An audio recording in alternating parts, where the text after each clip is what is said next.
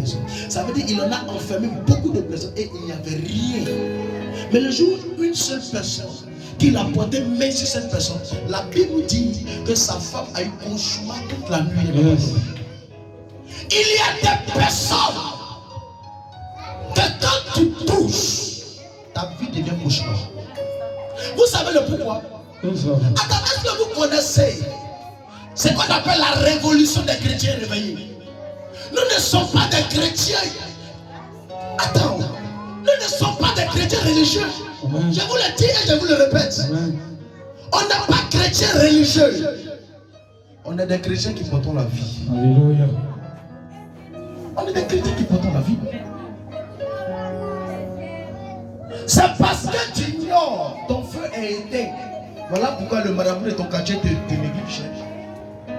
C'est parce que tu n'as pas un feu.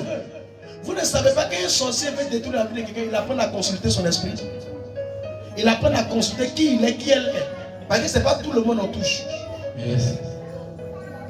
Ce n'est pas toutes les œufs, ou soit tous les animaux que le serpent peut avaler. Il y a des œufs que le serpent avale, il digère normalement, mais il y a des œufs qu'il avale, ça devient son indigestion. Amen. Donc si toi tu ignores, tu serais celle qui va te prendre par le filet de... Pourquoi David nous dit que le filet de l'oiseleur, ça veut dire en plein midi, il y a des pièges qui sont tentés, il y a des pièges qui sont lancés. Si toi tu as un feu qui est éteint, beaucoup de chrétiens ont un feu qui est éteint. Parce que Jean t'a dit que moi je vais vous baptiser d'eau. Ça veut dire moi, je vais vous emmener sur la voie.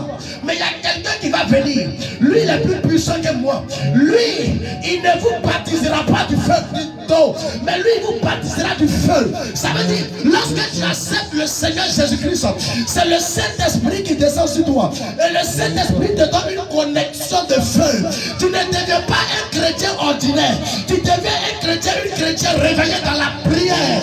C'est le feu qui est en toi qui va déterminer qui tu es.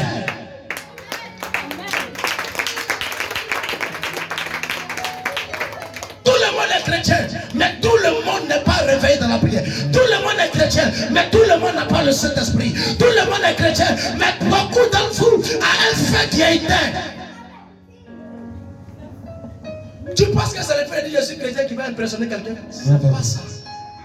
Parce que Jésus, même quand il a fini 40 jours de jour, 40 jours de nuit, il était rempli. La Bible dit qu'il était rempli du Saint-Esprit. Mais la première personne qui l'a attaqué, c'est Lucifer. Yes. Ça veut dire, c'est pas ton mot je suis chrétien qui va impressionner les sorciers.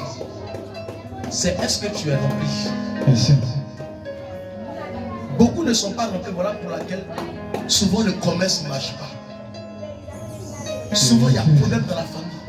Souvent, tu es celle qu'on donne le nom dans la liste des envoyés. On dit on va renvoyer 10 personnes.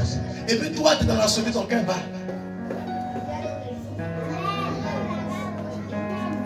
Vous n'avez pas compris un peu le témoignage qu'elle a rendu.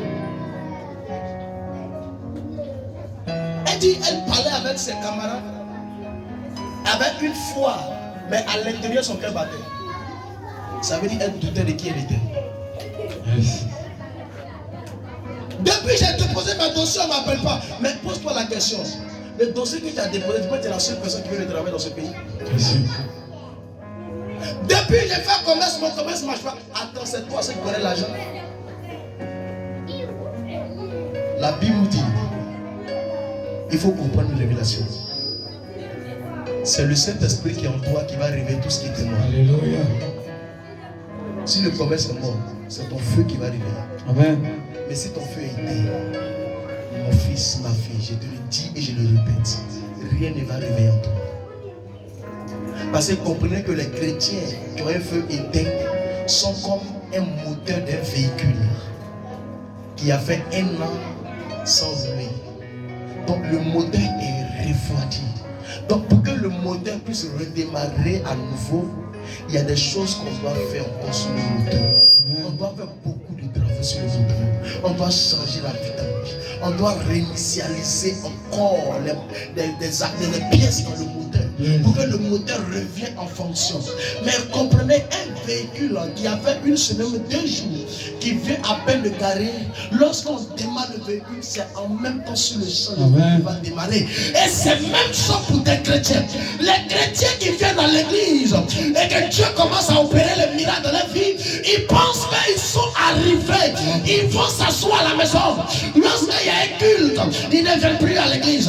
Lorsqu'il y a un moment de prière, ils ne viennent plus à l'église. Et ils sont à la maison. Mais lorsque la maladie commence à revenir, les problèmes commencent à revenir, le commerce commence à tomber. Puis là, mais c'est là maintenant, ils se rappellent de Jésus-Christ. Mais c'est qu'en ce temps, Jésus dit, lorsque tu m'acceptes, je te donne la possibilité de ne plus m'appeler, mais de toi-même, de pouvoir faire fonctionner les choses en ta demande. C'est le Saint-Esprit qui est le moteur de toute demande de ta vie. Donc lorsque tu m'acceptes, je te donne ce moteur afin de circuler partout où tu iras. Mais quand tu ne comprends pas cette chose et que le Saint-Esprit qui est le moteur en toi est refroidi, tu reviens maintenant à celui qui t'a donné le moteur. Yes. Maintenant quand tu arrives, lui il est occupé. Et toi tu commences à attendre. Tu es sur le banc de touche, tu attends. Il a dit ce matin, il serait dans une action prophétique. Parce que la révélation de ce monde, elle est basée sur des choses. Elle est basée sur la connaissance et le mystère. Si tu n'as pas la connaissance, tu ne pourras pas percer le mystère. Quand tu as la connaissance, tu perces le mystère. Dans le monde, elle est sur deux choses. La connaissance et le mystère. Mais beaucoup ont la connaissance, mais n'ont pas le mystère. Parce que pour eux, leur connaissance leur permet de dire Jésus a tout accompli.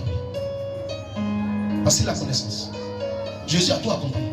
Mais comprends une seule chose, Jésus a tout accompli. Mais tu es malade, grave, où le docteur n'arrive pas à diagnostiquer la maladie. Mais Jésus a accompli.